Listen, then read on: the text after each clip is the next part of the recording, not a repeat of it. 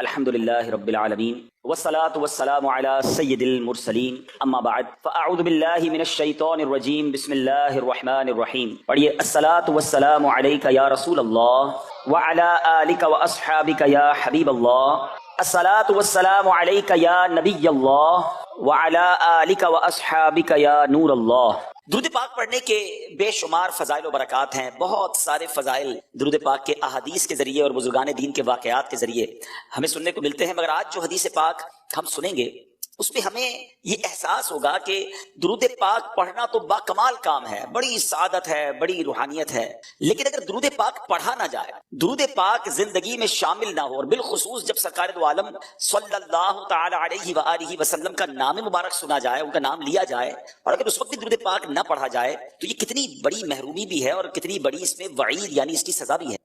ایک بار پیارے آقا علیہ الصلوۃ والسلام منبر اقدس پر جلوہ فرما ہوئے، اور جب پہلی سیڑھی پر قدم رکھا میرے آقا نے فرمایا آمین، اگلی سیڑھی پر قدم رکھا نبی پاک نے فرمایا آمین، پھر اس کے بعد تیسری سیڑھی پر قدم رکھا میرے آقا نے ارشاد فرمایا آمین۔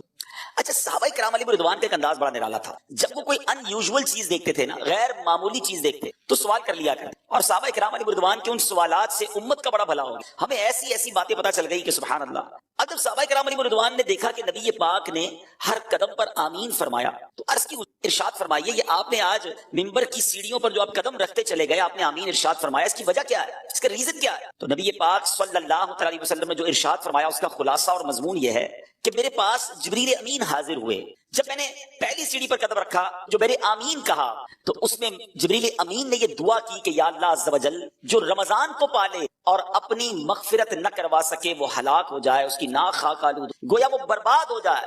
آقا فرماتے میں نے جبریل امین کی اس دعا پر آمین کہی، پھر دوسری سیڑھی پر قدم رکھا تو جبریل امین نے دعا کی کہ یا اللہ عز و جل اس شخص کی ناک خاک آلود ہو، وہ برباد ہو جائے جو اپنے ماں باپ کو بڑھاپے کی حالت میں پائے اور ان کے ساتھ وہ اچھا سلوک نہ کرے، یعنی ماں باپ کی خدمت اسے جنت میں نہ پہنچا دے، وہ برباد ہو جائے۔ آقا فرماتے میں نے اس دعا پر آمین۔ تیسری سیڑھی پر قدم رکھا، جبریل امین نے دعا کی کہ یا اللہ وہ شخص بھی برباد ہو، اس کی ناک خاک آلود ہو کہ جس کے سامنے سرور کائنات صلی اللہ تعالی علیہ وآلہ وسلم کا ذکر کیا جائے اور وہ نبی پاک پر درود نہ پڑھے، وہ بھی برباد ہلاک ہو جائے، اس کی ناک خاک آلود ہو۔ نبی پاک فرماتے میں نے اس پر بھی آمین۔ ذرا غور کیجئے میٹھے اسلامی بھائیوں، یہ تینوں دعائیں کس درجے کی دعائیں ہیں؟ یہ دعا کرنے والے فرشتوں کے سردار ہیں، جبریل امین ہیں، اور دعا پر آمین کہنے والے جناب رحمت للعالمین صلی اللہ تعالی علیہ وسلم ہیں۔ اٹ مینز، اس کا مطلب کیا ہوا کہ یہ دعا تو کسی صورت بھی قبول ہونی ہے، کوئی شک اور شبے کی گنجائش نہیں ہے۔ تو ہم ان تین باتوں کو یاد رکھنا ہے۔ اگر ہم یہ کہیں تو شاید غلط نہیں ہوگا کہ ہم میں سے بہت سارے وہ ہیں جو ان تینوں صورتوں سے گزرتے ضرور ہیں۔ رمضان آنے والا ہے اور اس سے پہلے کئی رمضان گزارے ہم نے، اگر رمضان مل گیا اور اس رمضان میں مغفرت نہ کروا سکے تو پھر بربادی مقدر ہے۔ اتنی بڑی نعمت ملی اور پھر بھی نہ بخشوا سکے اپنے آپ کو، اللہ کو راضی نہ کر سکے تو وہ شخص برباد ہو جائے گا۔ کئیوں کے پاس ماں باپ کی نعمت ہے، ماں باپ بزرگ ہیں، بوڑھے ہیں، اگر ان کو ایسا راضی نہ کیا، ان کی ایسی خدمت نہ کی کہ اللہ راضی ہو جائے تو وہ شخص بھی برباد ہو جائے گا۔ مگر یہاں آج بوڑھے ماں باپ کے لیے ٹائم کس کے پاس ہے؟ آج بوڑھے ماں باپ کی خدمت کرنے کے لیے کون تیار ہے؟ بالخصوص یورپی ممالک میں، مغربی ممالک میں جو عاشقان رسول ہیں، جو خوش نصیب ہیں جن کے والدین زندہ ہیں، پلیز خدا کے واسطے اپنے والدین کی دعائیں دیجیے، انہیں ناراض نہ کیجیے۔ والدین وہ نعمت ہیں کہ اگر یہ راضی ہو جائیں تو رب راضی ہو جاتا ہے، اور یہ ناراض ہو جائیں تو رب ناراض ہو جاتا ہے۔ ہمیں ان کو راضی رکھنا ہے، شریعت کے دائرے میں رہ کر ان کی ہر بات ماننی ہے، ان کی خدمت کرنی ہے۔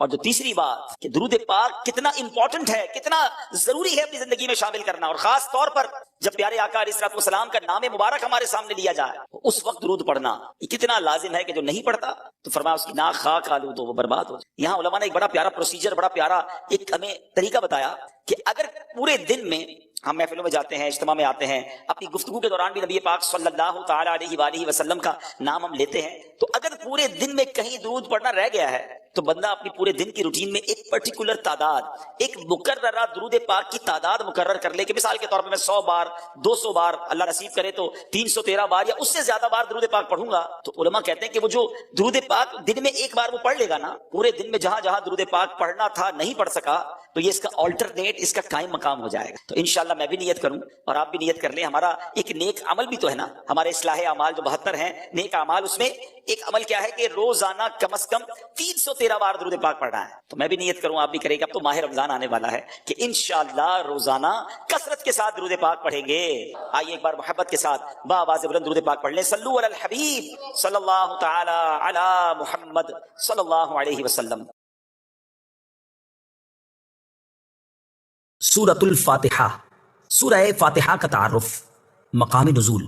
اکثر علماء کے نزدیک سورہ فاتحہ مکہ مکرمہ میں نازل ہوئی ہے.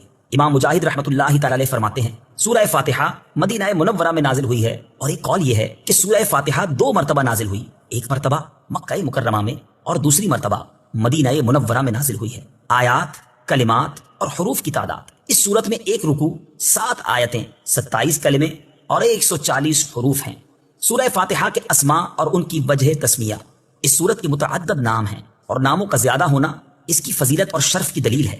اس کے مشہور 15 نام یہ ہیں. نمبر 1، سورہ فاتحہ. سورہ فاتحہ سے قرآن پاک کی تلاوت شروع کی جاتی ہے اور اسی سورت سے قرآن پاک لکھنے کی ابتدا کی جاتی ہے، اس لیے اسے فاتحۃ الکتاب یعنی کتاب کی ابتدا کرنے والی کہتے ہیں. نمبر 2، اس سورت کی ابتدا الحمدللہ سے ہوئی، اس مناسبت سے اسے سورۃ الحمد یعنی وہ سورت جس میں اللہ تعالیٰ کی حمد بیان کی گئی ہے کہتے ہیں. نمبر 3 اور 4، سورہ فاتحہ قرآن پاک کی اصل ہے، اس بنا پر اسے ام القرآن اور ام الکتاب کہتے ہیں. نمبر 5، یہ سورت نماز کی ہر رکعت میں پڑھی جاتی ہے، یا یہ سورت 2 مرتبہ نازل ہوئی ہے، اس وجہ سے اسے السبع المثانی یعنی بار بار پڑھی جانے والی یا ایک سے زائد مرتبہ نازل ہونے والی 7 آیتیں کہا جاتا ہے. نمبر 6، 7 اور 8، دین کے بنیادی امور کا جامع ہونے کی وجہ سے سورہ فاتحہ کو سورۃ الکنز، سورۃ الوافیہ اور سورۃ الکافیہ کہتے ہیں. نمبر 9 اور 10، شفا کا باعث ہونے کی وجہ سے اسے سورۃ الشفا اور سورۃ الشافیہ کہتے ہیں. نمبر 11، 12، 13، 14 اور 15، دعا پر مشتمل ہونے کی وجہ سے اسے سورۃ الدعاء، سورۃ تعلیم المسئلہ، سورۃ السؤال، سورۃ المناجات اور سورۃ التفویض بھی کہا جاتا ہے. سورہ فاتحہ کے فضائل. احادیث میں سورت کے بہت سے فضائل بیان کیے گئے، ان میں سے 4 فضائل بیان کرتا ہوں. نمبر 1، بخاری شریف کی حدیث ہے، حضرت ابو سعید بن معلہ رضی اللہ تعالی عنہ فرماتے ہیں میں نماز پڑھ رہا تھا تو مجھے نبی کریم صلی اللہ تعالی علیہ وسلم نے بلایا، لیکن میں نے جواب نہ دیا. جب نماز سے فارغ ہو کر بارگاہ رسالت صلی اللہ تعالی علیہ وسلم میں حاضر ہوا، میں نے عرض کی یا رسول اللہ صلی اللہ تعالی علیہ وسلم میں نماز پڑھ رہا تھا. تاجدار رسالت صلی اللہ تعالی علیہ وسلم نے ارشاد فرمایا کیا اللہ تعالیٰ نے یہ نہیں فرمایا استجیبوا للہ وللرسول اذا دعاکم، اللہ اور اس کے رسول کی بارگاہ میں حاضر ہو جاؤ جب وہ تمہیں بلائیں. پھر ارشاد فرمایا کیا میں تمہیں تمہارے مسجد سے نکلنے سے پہلے قرآن کریم کی سب سے عظیم سورت نہ سکھاؤں؟ پھر آپ علیہ الصلوۃ والسلام نے میرا ہاتھ پکڑ لیا. جب ہم نے نکلنے کا ارادہ کیا تو میں نے عرض کی یا رسول اللہ صلی اللہ تعالی علیہ وسلم، آپ نے فرمایا تھا کہ میں ضرور تمہیں قرآن مجید کی سب سے عظمت والی سورت سکھاؤں گا. ارشاد فرمایا وہ سورت الحمدللہ رب العالمین ہے، یہی 7 مثانی اور قرآن عظیم ہے جو مجھے عطا فرمائی گئی. نمبر 2، مسلم شریف کی حدیث ہے، حضرت عبداللہ ابن عباس رضی اللہ تعالی عنہما فرماتے ہیں ایک فرشتہ آسمان سے نازل ہوا اور اس نے سید المرسلین صلی اللہ تعالی علیہ وسلم کی بارگاہ میں سلام پیش کر کے عرض کی یا رسول اللہ صلی اللہ تعالی علیہ وسلم، آپ کو ان 2 نوروں کی بشارت ہو جو آپ کے علاوہ اور کسی نبی کو عطا نہیں کیے گئے، اور وہ 2 نور یہ ہیں، نمبر 1 سورہ فاتحہ، نمبر 2 سورہ بقرہ کی آخری آیتیں. نمبر 3، حضرت ابی بن کعب رضی اللہ تعالی عنہ سے روایت ہے حضور پر نور صلی اللہ تعالی علیہ وسلم نے ارشاد فرمایا اللہ تعالیٰ نے تورات اور انجیل میں ام القرآن کی مثل کوئی سورت نازل نہیں فرمائی. نمبر 4، حضرت عبد الملک بن عمیر رضی اللہ تعالی عنہ سے روایت ہے نبی کریم صلی اللہ تعالی علیہ وسلم نے ارشاد فرمایا سورہ فاتحہ ہر مرض کے لیے شفا ہے. سورہ فاتحہ کے مضامین. اس صورت میں یہ مضامین بیان کیے گئے ہیں. نمبر 1، اس صورت میں اللہ تعالیٰ کی حمد و ثنا کا بیان ہے. نمبر 2، اللہ تعالیٰ کے رب ہونے، اس کے رحمان اور رحیم ہونے، نیز مخلوق کے مرنے کے بعد دوبارہ زندہ کیے جانے اور قیامت کے دن ان کے اعمال کی جزا ملنے کا ذکر ہے. نمبر 3، صرف اللہ تعالیٰ کی عبادت کا مستحق ہونے اور اس کے حقیقی مددگار ہونے کا تذکرہ ہے. نمبر 4، دعا کے آداب کا بیان اور اللہ تعالیٰ سے دین حق اور صراط مستقیم کی طرف ہدایت ملنے، نیک لوگوں کے حال سے موافقت اور گمراہوں سے اجتناب کی دعا مانگنے کی تعلیم ہے. یہ چند وہ چیزیں بیان کی گئی ہیں جن کا سورہ فاتحہ میں تفصیلی ذکر ہے. البتہ اجمالی طور پر اس سورت میں بے شمار چیزوں کا بیان ہے. امیر المومنین حضرت علی المرتضیٰ کرم اللہ تعالی وجہہ الکریم فرماتے ہیں اگر میں چاہوں تو سورہ فاتحہ کی تفسیر سے 70 اونٹ بھروا دوں. اعلیٰ حضرت امام احمد رضا خان علیہ رحمت الرحمان حضرت علی المرتضیٰ کرم اللہ تعالی وجہ الکریم کا یہ قول نقل کرنے کے بعد فرماتے ہیں ایک اونٹ کئے یعنی کتنے ہی من کا بوجھ اٹھاتا ہے، اور ہر من میں کئے یعنی کتنے ہزار اجزاء ہوتے ہیں. ان کا حساب لگایا جائے تو یہ حساب سے تقریباً 25 لاکھ جز بنتے ہیں. یہ فقط سورہ فاتحہ کی تفسیر ہے. سورہ فاتحہ سے متعلق شرعی مسائل. نمبر 1، نماز میں سورہ فاتحہ پڑھنا واجب ہے۔ امام اور تنہا نماز پڑھنے والا اپنی زبان سے سورہ فاتحہ پڑھے گا، جبکہ مقتدی امام کے پیچھے خاموش رہے گا، اور جہری نماز میں اس کی قراءت بھی سنے گا، اور اس کا یہی عمل پڑھنے کے حکم میں ہے۔ اللہ تعالیٰ نے قرآن پاک میں تلاوت کے وقت مقتدی کو خاموش رہنے اور قراءت سننے کا حکم دیتے ہوئے ارشاد فرمایا، وَإِذَا قُرِئَ الْقُرْآنُ فَاسْتَمِعُوا لَهُ وَأَنصِتُوا لَعَلَّكُمْ تُرْحَمُونَ۔ ترجمہ، اور جب قرآن پڑھا جائے تو اسے غور سے سنو اور خاموش رہو تاکہ تم پر رحم کیا جائے۔ اور حضرت ابو موسیٰ اشعری رضی اللہ تعالیٰ عنہ سے روایت ہے، حضور اقدس صلی اللہ تعالیٰ علیہ وسلم نے ارشاد فرمایا، جب امام قراءت کرے تو تم خاموش رہو۔ ابن ماجہ کی ایک اور حدیث ہے، حضرت جابر بن عبداللہ رضی اللہ تعالیٰ عنہ سے روایت ہے، نبی کریم صلی اللہ تعالیٰ علیہ وسلم نے ارشاد فرمایا، جس شخص کا کوئی امام ہو تو امام کا پڑھنا ہی مقتدی کا پڑھنا ہے۔ ان کے علاوہ اور بہت سی احادیث میں امام کے پیچھے مقتدی کے خاموش رہنے کے بارے میں بیان کیا گیا ہے۔ امام اعظم کا مناظرہ۔ امام فخر الدین رازی رحمۃ اللہ تعالیٰ علیہ فرماتے ہیں، مدینہ منورہ کے چند علماء امام ابو حنیفہ رضی اللہ تعالیٰ عنہ کے پاس اس غرض سے آئے کہ وہ امام کے پیچھے مقتدی کی قراءت کرنے کے معاملے میں ان سے مناظرہ کریں۔ امام ابو حنیفہ رضی اللہ تعالیٰ عنہ نے ان سے فرمایا، سب سے مناظرہ کرنا میرے لیے ممکن نہیں، آپ ایسا کریں کہ مناظرے کا معاملہ اس کے سپرد کر دیں جو آپ سب سے زیادہ علم والا ہے، تاکہ میں اس کے ساتھ مناظرہ کروں۔ انہوں نے ایک عالم کی طرف اشارہ کیا تو امام ابو حنیفہ رضی اللہ تعالیٰ عنہ نے فرمایا، کیا یہ تم سب سے زیادہ علم والا ہے؟ انہوں نے جواب دیا، ہاں۔ امام ابو حنیفہ رضی اللہ تعالیٰ عنہ نے فرمایا، کیا میرا اس کے ساتھ مناظرہ کرنا تم سب کے ساتھ مناظرہ کرنے کی طرح ہے؟ انہوں نے کہا ہاں۔ امام ابو حنیفہ رضی اللہ تعالیٰ عنہ نے فرمایا، اس کے خلاف جو دلیل قائم ہوگی وہ گویا کہ تمہارے خلاف قائم ہوگی؟ انہوں نے جواب دیا ہاں۔ امام ابو حنیفہ رضی اللہ تعالیٰ عنہ نے فرمایا، اگر میں اس کے ساتھ مناظرہ کروں اور دلیل میں اس پر غالب آ جاؤں تو وہ دلیل تم پر بھی لازم ہوگی؟ انہوں نے کہا ہاں۔ امام ابو حنیفہ رضی اللہ تعالیٰ عنہ نے دریافت کیا، وہ دلیل تم پر کیسے لازم ہوگی؟ انہوں نے جواب دیا، اس لیے کہ ہم اسے اپنا امام بنانے پر راضی ہیں تو اس کی بات ہماری بات ہوگی۔ امام ابو حنیفہ رضی اللہ تعالیٰ عنہ نے فرمایا، ہم بھی تو یہی کہتے ہیں کہ جب ہم نے ایک شخص کو نماز میں اپنا امام مان لیا تو اس کا قراءت کرنا ہمارا قراءت کرنا ہے اور وہ ہماری طرف سے نائب ہے۔ امام ابو حنیفہ رضی اللہ تعالیٰ عنہ کی یہ بات سن کر سب نے اقرار کر لیا کہ امام کے پیچھے مقتدی قراءت نہیں کرے گا۔ نمبر 2، نماز جنازہ میں خاص دعا یاد نہ ہو تو دعا کی نیت سے سورہ فاتحہ پڑھنا جائز ہے، جبکہ قراءت کی نیت سے پڑھنا جائز نہیں۔ بسم اللہ الرحمن الرحیم۔ ترجمہ، اللہ کے نام سے شروع جو نہایت مہربان رحمت والا ہے۔ بسم اللہ، اللہ کے نام سے شروع۔ تفسیر صراط الجنان میں اس کی تفسیر کچھ اس طرح ہے۔ علامہ احمد صابی رحمۃ اللہ تعالیٰ علیہ فرماتے ہیں، قرآن مجید کی ابتدا بسم اللہ سے اس لیے کی گئی تاکہ اللہ تعالیٰ کے بندے اس کی پیروی کرتے ہوئے ہر اچھے کام کی ابتدا بسم اللہ سے کریں، اور حدیث پاک میں بھی اچھے اور اہم کام کی ابتدا بسم اللہ سے کرنے کی ترغیب دی گئی ہے۔ چنانچہ حضرت ابو ہریرہ رضی اللہ تعالیٰ عنہ سے روایت ہے، حضور پر نور صلی اللہ تعالیٰ علیہ وسلم نے ارشاد فرمایا، جس اہم کام کی ابتدا بسم اللہ الرحمن الرحیم سے نہ کی گئی تو وہ ادھورا رہ جاتا ہے۔ لہٰذا تمام مسلمانوں کو چاہیے کہ وہ ہر نیک اور جائز کام کی ابتدا بسم اللہ الرحمن الرحیم سے کریں، اس کی بہت برکت ہے۔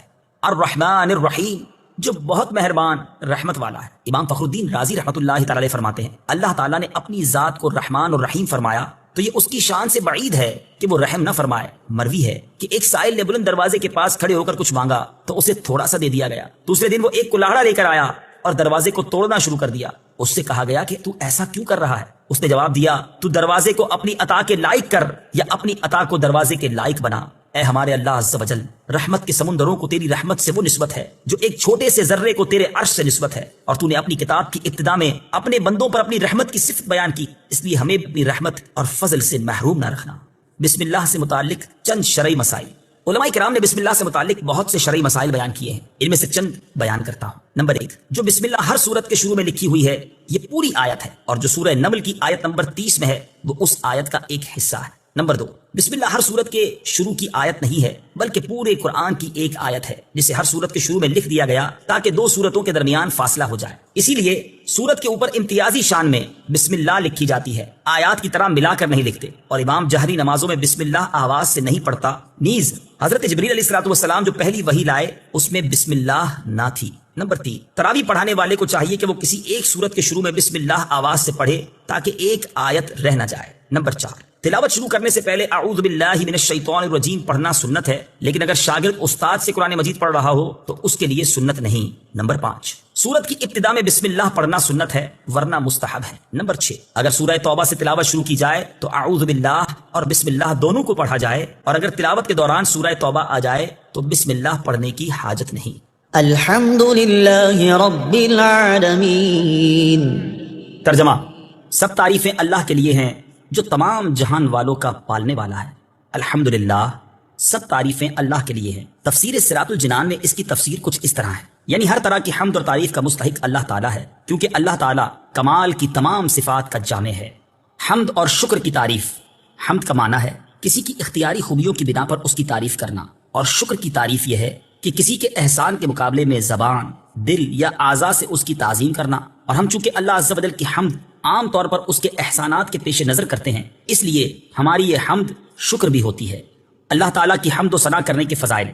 احادیث میں اللہ تعالیٰ کی حمد و ثنا کرنے کے بہت فضائل بیان کیے گئے ہیں، ان میں سے 3 فضائل پیش کرتا ہوں۔ نمبر 1، مسلم شریف کی حدیث ہے، حضرت انس بن مالک رضی اللہ تعالی عنہ سے روایت ہے، نبی اکرم صلی اللہ تعالی علیہ وسلم نے ارشاد فرمایا، اللہ تعالیٰ بندے کی اس بات سے خوش ہوتا ہے کہ وہ کچھ کھائے تو اللہ تعالیٰ کی حمد کرے، اور کچھ پیے تو اللہ تعالیٰ کی حمد کرے۔ نمبر 2، ابن ماجہ کی حدیث ہے، حضرت جابر بن عبداللہ رضی اللہ تعالی عنہ سے روایت ہے، حضور پر نور صلی اللہ تعالی علیہ وسلم نے ارشاد فرمایا، سب سے افضل ذکر لا الہ الا اللہ ہے، اور سب سے افضل دعا الحمدللہ ہے۔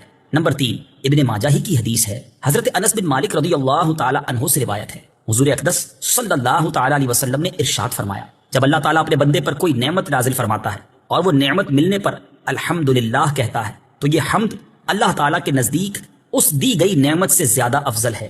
حمد سے متعلق شرعی حکم۔ خطبے میں حمد واجب، کھانے کے بعد مستحب، چھینک آنے کے بعد سنت، حرام کام کے بعد حرام، اور بعض صورتوں میں کفر ہے۔ للہ، اللہ کے لیے۔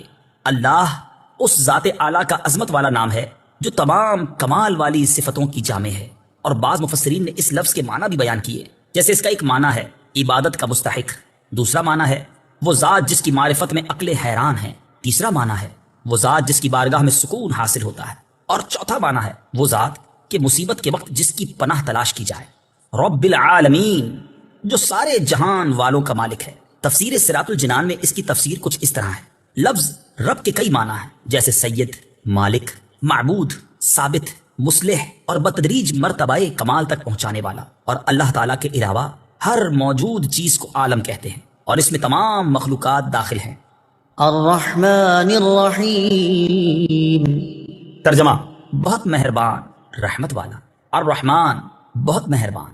تفسیر صراط الجنان میں اس کی تفسیر کچھ اس طرح ہے، رحمان اور رحیم اللہ تعالیٰ کے 2 صفاتی نام ہیں۔ رحمان کا معنی ہے نعمتیں عطا کرنے والی وہ ذات جو بہت زیادہ رحمت فرمائے، اور رحیم کا معنی ہے بہت رحمت فرمانے والا۔ یاد رہے کہ حقیقی طور پر نعمت عطا فرمانے والی ذات اللہ تعالیٰ کی ہے، کہ وہی تنہا ذات ہے جو اپنی رحمت کا بدلہ طلب نہیں فرماتی۔ ہر چھوٹی بڑی، ظاہری، باطنی، جسمانی، روحانی، دنیاوی اور اخروی نعمت اللہ تعالیٰ ہی عطا فرماتا ہے، اور دنیا میں جس شخص تک جو نعمت پہنچتی ہے وہ اللہ تعالیٰ کی رحمت ہی سے ہے، کیونکہ کسی کے دل میں رحم کا جذبہ پیدا کرنا، رحم کرنے پر قدرت دینا، نعمت کو وجود میں لانا، دوسرے کا اس نعمت سے فائدہ اٹھانا، اور فائدہ اٹھانے کے لیے اعضاء کی سلامتی عطا کرنا، یہ سب اللہ تعالیٰ کی طرف سے ہی ہے۔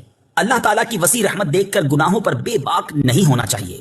ابو عبداللہ محمد بن احمد قرطبی رحمت اللہ تعالی علیہ فرماتے ہیں، اللہ تعالیٰ نے رب العالمین کے بعد اپنے 2 اوصاف رحمان اور رحیم بیان فرمائے۔ اس کی وجہ یہ ہے کہ جب اللہ تعالیٰ نے فرمایا کہ وہ رب العالمین ہے تو اس سے سننے اور پڑھنے والے کے دل میں اللہ تعالیٰ کی عظمت کی وجہ سے اس کا خوف پیدا ہوا، تو اس کے ساتھ ہی اللہ تعالیٰ کے 2 اوصاف رحمان اور رحیم ذکر کر دیے گئے، جن کے ضمن میں اللہ تعالیٰ کی اطاعت کرنے کی ترغیب ہے۔ یوں ترغیب اور ترغیب دونوں کا بیان ہو گیا تاکہ بندہ اللہ تعالیٰ کی اطاعت کرنے کی طرف اچھی طرح راغب ہو اور اس کی نافرمانی کرنے سے رکنے کی خوب کوشش کرے۔ قرآن مجید میں اور مقامات پر اللہ تعالیٰ کی رحمت اور اس کے عذاب دونوں کو واضح طور پر ایک ساتھ ذکر کیا گیا ہے، چنانچہ اللہ تعالیٰ ارشاد فرماتا ہے، نبئ عبادی انی انا الغفور الرحیم وان عذابی هو العذاب الالیم۔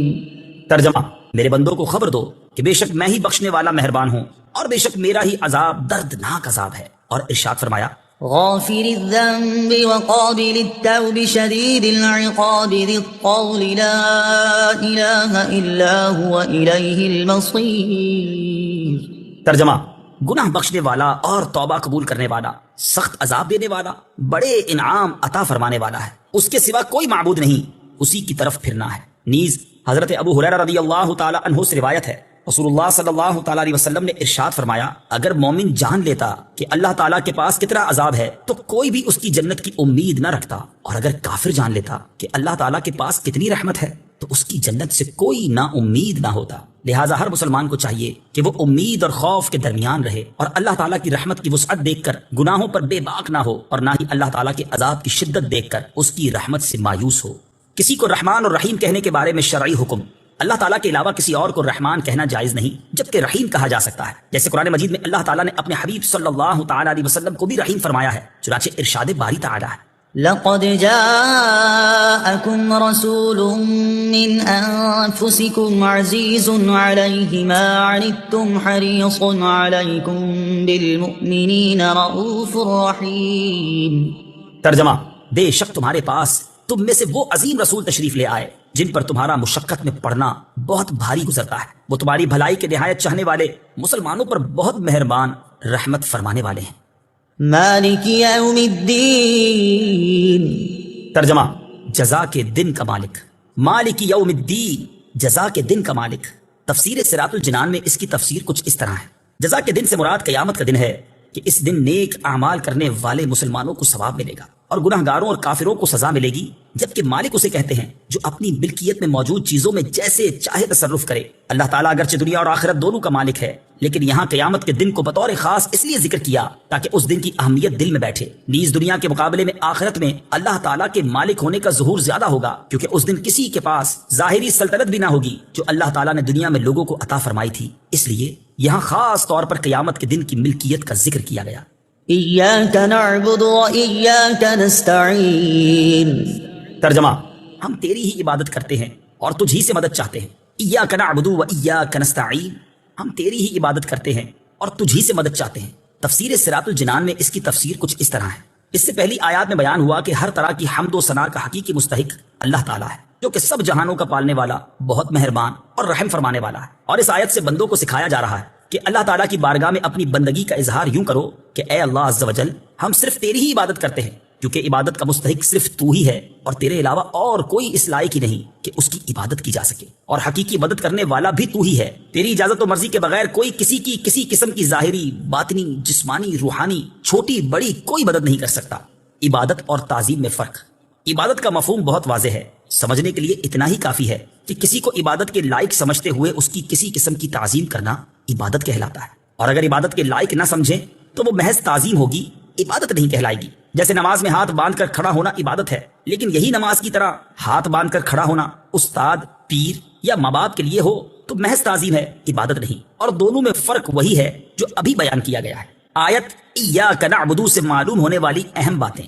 آیت میں جمع کے صیغے ہیں، جیسے ہم تیری ہی عبادت کرتے ہیں، اس سے معلوم ہوا کہ نماز جماعت کے ساتھ ادا کرنی چاہیے، اور دوسروں کو بھی عبادت کرنے میں شریک کرنے کا فائدہ یہ ہے کہ گناہ گاروں کی عبادتیں اللہ تعالیٰ کی بارگاہ کے محبوب اور مقبول بندوں کی عبادتوں کے ساتھ جمع ہو کر قبولیت کا درجہ پا لیتی ہیں۔ نیز یہ بھی معلوم ہوا کہ اللہ تعالیٰ کی بارگاہ میں اپنی حاجت عرض کرنے سے پہلے اپنی بندگی کا اظہار کرنا چاہیے۔ امام عبداللہ بن احمد نصفی رحمۃ اللہ تعالی علیہ فرماتے ہیں، عبادت کو مدد طلب کرنے سے پہلے ذکر کیا گیا کیونکہ حاجت طلب کرنے سے پہلے اللہ تعالیٰ کی بارگاہ میں وسیلہ پیش کرنا قبولیت کے زیادہ قریب ہے۔ اللہ تعالیٰ کی بارگاہ میں وسیلہ پیش کرنے کی برکت۔ ہر مسلمان کو چاہیے کہ وہ اللہ تعالیٰ کی بارگاہ میں کسی کا وسیلہ پیش کر کے اپنی حاجات کے لیے دعا کیا کرے، تاکہ اس وسیلے کے صدقے دعا جلد مقبول ہو جائے۔ اور اللہ تعالیٰ کی بارگاہ میں وسیلہ پیش کرنا قرآن و حدیث سے ثابت ہے۔ چنانچہ وسیلے کے بارے میں اللہ تعالیٰ ارشاد فرماتا ہے، یا ایھا الذین آمنوا اتقوا اللہ وابتغوا الیہ الوسیلہ۔ ترجمہ، اے ایمان والو، اللہ سے ڈرو اور اس کی طرف وسیلہ ڈھونڈو۔ اور سنن ابن ماجہ میں ہے کہ ایک نابینا صحابی بارگاہ رسالت صلی اللہ تعالیٰ علیہ وسلم میں حاضر ہو کر دعا کے طالب ہوئے، تو آپ صلی اللہ تعالیٰ علیہ وسلم نے انہیں اس طرح دعا مانگنے کا حکم دیا، اللهم إني أسألك وأتوجه إليك بمحمد نبي الرحمة يا محمد إني قد توجهت بك إلى ربي في حاجتي هذه لتقضى اللهم فشفعه في۔ اے اللہ عز و جل، میں تجھ سے سوال کرتا ہوں اور تیری طرف نبی رحمت حضرت محمد صلی اللہ تعالیٰ علیہ وسلم کے ساتھ متوجہ ہوتا ہوں۔ اے محمد صلی اللہ تعالیٰ علیہ وسلم، میں نے آپ صلی اللہ تعالی علیہ وسلم کے وسیلے سے اپنے رب عز و جل کی طرف اپنی اس حاجت میں توجہ کی تاکہ میری حاجت پوری کر دی جائے۔ اے اللہ عز و جل، پس تو میرے لیے حضور صلی اللہ تعالی علیہ وسلم کی شفاعت قبول فرما۔ حدیث پاک میں مذکور لفظ یا محمد سے متعلق ضروری وضاحت۔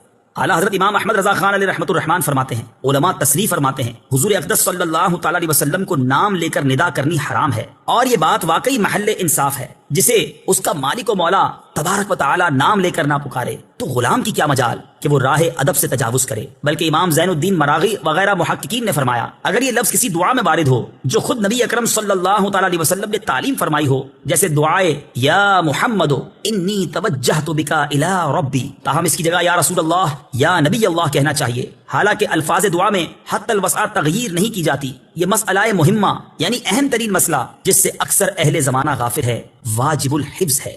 وَإِيَّاكَ نَسْتَعِينُ، اور تجھ ہی سے مدد چاہتے ہیں۔ تفسیر صراط الجنان میں اس کی تفسیر کچھ اس طرح ہے۔ اس آیت میں بیان کیا گیا کہ مدد طلب کرنا خواہ واسطے کے ساتھ ہو یا واسطے کے بغیر ہو، ہر طرح سے اللہ تعالیٰ کے ساتھ خاص ہے، اور اللہ تعالیٰ کی ذات ہی ایسی ہے جس سے حقیقی طور پر مدد طلب کی جائے۔ اعلیٰ حضرت امام احمد رضا خان علیہ رحمۃ الرحمان فرماتے ہیں، حقیقی مدد طلب کرنے سے مراد یہ ہے کہ جس سے مدد طلب کی جائے اسے بالذات قادر، مستقل مالک اور غنی بے نیاز جانا جائے، کہ وہ اللہ تعالیٰ کی عطا کے بغیر خود اپنی ذات سے اس کام یعنی مدد کرنے کی قدرت رکھتا ہے۔ اللہ تعالیٰ کے علاوہ کسی اور کے بارے میں یہ عقیدہ رکھنا ہر مسلمان کے نزدیک شرک ہے، اور کوئی مسلمان اللہ تعالیٰ کے علاوہ کسی اور کے بارے میں ایسا عقیدہ نہیں رکھتا۔ اور اللہ تعالیٰ کے مقبول بندوں کے بارے میں مسلمان یہ عقیدہ رکھتا ہے کہ وہ اللہ تعالیٰ کی بارگاہ تک پہنچنے کے لیے واسطہ اور حاجات پوری ہونے کا وسیلہ اور ذریعہ ہیں۔ تو جس طرح حقیقی وجود کہ کسی کے پیدا کیے بغیر خود اپنی ذات سے موجود ہونا اللہ تعالیٰ کے ساتھ خاص ہے، اس کے باوجود کسی کو موجود کہنا اس وقت تک شرک نہیں جب تک وہی حقیقی وجود مراد نہ لیا جائے۔ یوں ہی حقیقی علم کہ کسی کی عطا کے بغیر خود اپنی ذات سے ہو، اور حقیقی تعلیم کہ کسی چیز کی محتاجی کے بغیر از خود کسی کو سکھانا اللہ تعالیٰ کے ساتھ خاص ہے، اس کے باوجود دوسرے کو عالم کہنا یا اس سے علم طلب کرنا اس وقت تک شرک نہیں ہو سکتا جب تک وہی اصلی معنی مقصود نہ ہو۔ تو اسی طرح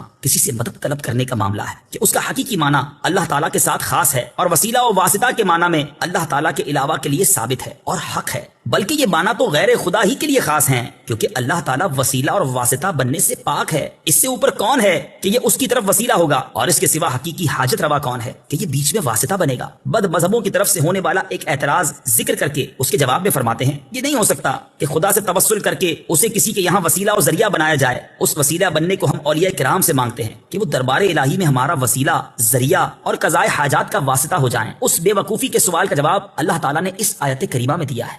وَلَوْ أَنَّهُمْ إِذْ ظَلَمُوا أَنفُسَهُمْ جَاءُوكَ فَاسْتَغْفَرُوا اللَّهَ وَاسْتَغْفَرَ لَهُمُ الرَّسُولُ لَوَجَدُوا اللَّهَ تَوَّابًا رَحِيمًا۔ ترجمہ، اور جب وہ اپنی جانوں پر ظلم یعنی گناہ کر کے تیرے پاس حاضر ہوں اور اللہ سے معافی چاہیں اور معافی مانگیں ان کے لیے رسول، تو بے شک اللہ کو توبہ قبول کرنے والا مہربان پائیں گے۔ کیا اللہ تعالیٰ اپنے آپ نہیں بخش سکتا تھا؟ پھر کیوں یہ فرمایا کہ اے نبی تیرے پاس حاضر ہوں اور تو اللہ سے ان کی بخشش چاہے تو یہ دولت و نعمت پائیں؟ یہی ہمارا مطلب ہے جو قرآن کی آیت صاف فرما رہی ہے۔ زیر تفسیر آیت کریمہ کے بارے میں مزید تفصیل جاننے کے لیے فتاوی رضویہ کی 21ویں جلد میں موجود اعلیٰ حضرت امام احمد رضا خان علیہ رحمۃ الرحمان کا رسالہ برکات الامداد لأہل الاستمداد، یعنی مدد طلب کرنے والوں کے لیے امداد کی برکتیں، اس کا مطالعہ فرمائیں۔ اللہ تعالیٰ کی عطا سے بندوں کا مدد کرنا اللہ تعالیٰ ہی کا مدد کرنا ہوتا ہے۔ یاد رہے کہ اللہ تعالیٰ اپنے بندوں کو دوسروں کی مدد کرنے کا اختیار دیتا ہے، اور اس اختیار کی بنا پر ان بندوں کا مدد کرنا اللہ تعالیٰ ہی کا مدد کرنا ہوتا ہے۔ جیسے غزوہ بدر میں فرشتوں نے آ کر صحابہ کرام رضی اللہ تعالیٰ عنہم کی مدد کی، لیکن اللہ تعالیٰ نے ارشاد فرمایا، وَلَقَدْ نَصَرَكُمُ اللَّهُ بِبَدْرٍ وَأَنْتُمْ أَذِلَّةٌ۔ ترجمہ، اور بے شک اللہ نے بدر میں تمہاری مدد کی جب تم بالکل بے سر و سامان تھے۔ یہاں فرشتوں کی مدد کو اللہ تعالیٰ کی مدد کہا گیا، اس کی وجہ یہی ہے کہ فرشتوں کو مدد کرنے کا اختیار اللہ تعالیٰ کے دینے سے ہے، تو حقیقتاً یہ اللہ تعالیٰ ہی کی مدد ہوئی۔ یہی معاملہ انبیاء کرام علیہ الصلوۃ والسلام اور اولیاء اعظام رحمۃ اللہ تعالیٰ علیہم کا ہے کہ وہ اللہ عز و جل کی عطا سے مدد کرتے ہیں، اور حقیقتاً وہ مدد اللہ تعالیٰ کی ہوتی ہے۔ جیسے حضرت سلیمان علیہ نبینا علیہ الصلوۃ والسلام نے اپنے وزیر حضرت آصف بن برخیہ رضی اللہ تعالیٰ عنہ سے تخت لانے کا فرمایا، اور انہوں نے پلک جھپکنے میں تخت حاضر کر دیا۔ اس پر انہوں نے فرمایا، ھذا من فضل ربی، یہ میرے رب کے فضل سے ہے۔ اور تاجدار رسالت صلی اللہ تعالیٰ علیہ وسلم کی سیرت مبارکہ میں مدد کرنے کی تو اتنی مثالیں موجود ہیں کہ اگر سب جمع کی جائیں تو ایک ضخیم کتاب مرتب ہو سکتی ہے۔ ان میں سے چند مثالیں یہ ہیں۔ نمبر 1 صحیح بخاری میں ہے، نبی کریم علیہ الصلوۃ والسلام نے تھوڑے سے کھانے سے پورے لشکر کو سیر کیا۔ نمبر 2 بخاری شریف ہی میں ہے، آپ صلی اللہ تعالی علیہ وسلم نے دودھ کے ایک پیالے سے 70 صحابہ کو سیراب کر دیا۔ نمبر 3، یہ بھی بخاری شریف میں ہے، انگلیوں سے پانی کے چشمے جاری کر کے 1400 یا اس سے بھی زائد افراد کو سیراب کر دیا۔ نمبر 4، لعاب دہن سے بہت سے لوگوں کو شفا عطا فرمائی، اور یہ تمام مددیں چونکہ اللہ تعالیٰ کی عطا کردہ طاقت سے تھی، لہٰذا سب اللہ تعالیٰ کی ہی مددیں ہیں۔ اس بارے میں مزید تفسیر کے لیے فتاوی رضویہ کی 30ویں جلد میں موجود اعلیٰ حضرت امام اہل سنت مولانا شاہ امام احمد رضا خان علیہ رحمۃ الرحمان کے رسالے الامن والعلا لناعت المصطفیٰ بدافع البلا، یعنی نعت مصطفیٰ صلی اللہ تعالی علیہ وسلم بیان کرنے والوں کے لیے انعامات کا مطالعہ فرمائیے۔ اهدنا الصراط المستقيم۔ ترجمہ، ہمیں سیدھے راستے پر چلا، اہدنا الصراط المستقیم، ہمیں سیدھے راستے پر چلا۔ تفسیر صراط الجنان میں اس کی تفسیر کچھ اس طرح ہے، اللہ تعالیٰ کی ذات و صفات کی معرفت کے بعد اس کی عبادت اور حقیقی مددگار ہونے کا ذکر کیا گیا، اور اب یہاں سے ایک دعا سکھائی جا رہی ہے کہ بندہ یوں عرض کرے، اے اللہ عز و جل، تو نے اپنی توفیق سے ہمیں سیدھا راستہ دکھا دیا، اب ہماری اس راستے کی طرف ہدایت میں اضافہ فرما اور ہمیں اس پر ثابت قدم رکھ۔ صراط مستقیم کا معنی، صراط مستقیم سے مراد عقائد کا سیدھا راستہ ہے جس پر تمام انبیاء کرام علیہ الصلوۃ والسلام چلے، یا اس سے مراد اسلام کا سیدھا راستہ ہے جس پر صحابہ کرام رضی اللہ تعالی عنہم، بزرگان دین اور اولیاء اعظام رحمت اللہ تعالی علیہم چلے، جیسا کہ اگلی آیت میں موجود بھی ہے، اور یہ راستہ اہل سنت کا ہے کہ آج تک اولیاء کرام صرف اسی مسلک اہل سنت میں گزرے ہیں، اور اللہ تعالیٰ نے انہی کے راستے پر چلنے اور انہی کے ساتھ ہونے کا فرمایا ہے۔ فرمان باری تعالیٰ ہے، يا أيها الذين آمنوا اتقوا الله وكونوا مع الصادقين۔ ترجمہ، اے ایمان والو، اللہ سے ڈرو اور سچوں کے ساتھ ہو جاؤ۔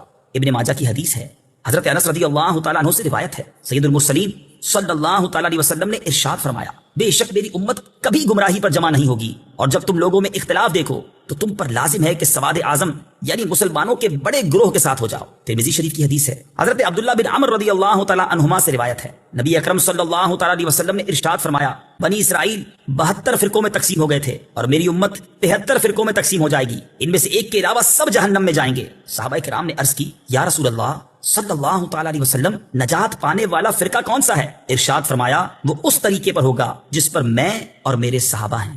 ہدایت حاصل کرنے کے ذرائع، یاد رہے کہ اللہ تعالیٰ نے ہدایت حاصل کرنے کے بہت سے ذرائع عطا فرمائے ہیں، ان میں سے چند یہ ہیں۔ نمبر 1، انسان کی ظاہری باطنی صلاحیتیں جنہیں استعمال کر کے وہ ہدایت حاصل کر سکتا ہے۔ نمبر 2، آسمانوں و زمینوں میں اللہ تعالیٰ کی قدرت و وحدانیت پر دلالت کرنے والی نشانیاں جن میں غور و فکر کر کے انسان ہدایت پا سکتا ہے۔ نمبر 3، اللہ تعالیٰ کی نازل کردہ کتابیں، ان میں سے تورات، انجیل اور زبور قرآن پاک نازل ہونے سے پہلے لوگوں کے لیے ہدایت کا باعث تھیں، اور اب قرآن مجید لوگوں کے لیے ہدایت حاصل کرنے کا ذریعہ ہے۔ نمبر 4، اللہ تعالیٰ کے بھیجے ہوئے خاص بندے انبیاء کرام اور مرسلین عظام علیہم الصلاۃ والسلام، یہ اپنی اپنی قوموں کے لیے ہدایت حاصل کرنے کا ذریعہ تھے، اور ہمارے نبی حضرت محمد مصطفیٰ صلی اللہ تعالیٰ علیہ وسلم قیامت تک آنے والے تمام لوگوں کے لیے ہدایت کا ذریعہ ہیں۔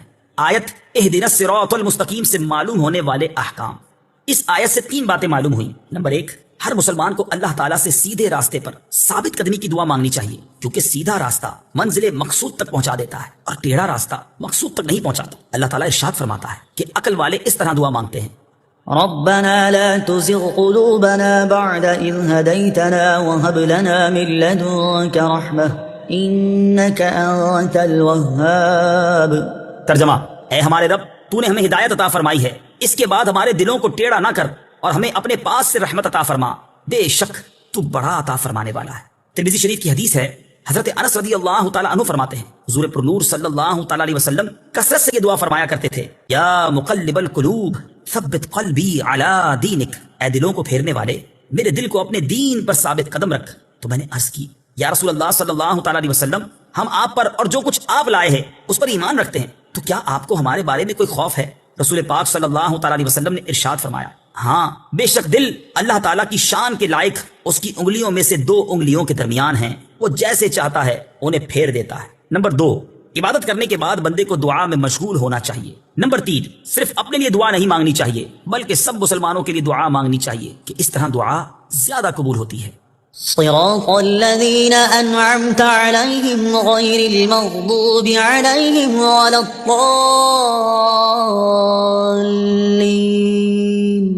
ترجمہ، ان لوگوں کا راستہ جن پر تو نے احسان کیا، نہ کہ ان کا راستہ جن پر غضب ہوا اور نہ بہکے ہووں کا۔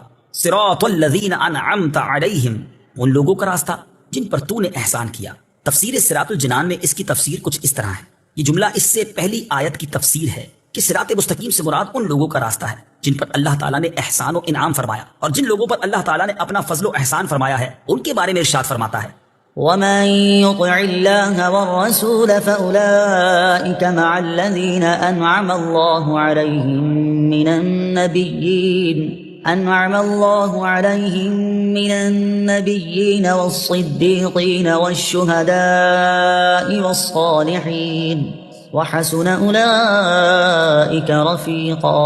ترجمہ، اور جو اللہ اور رسول کی اطاعت کرے تو وہ ان لوگوں کے ساتھ ہوں گے جن پر اللہ نے فضل کیا، یعنی انبیاء اور صدیقین اور شہداء اور صالحین، اور یہ کتنے اچھے ساتھی ہیں۔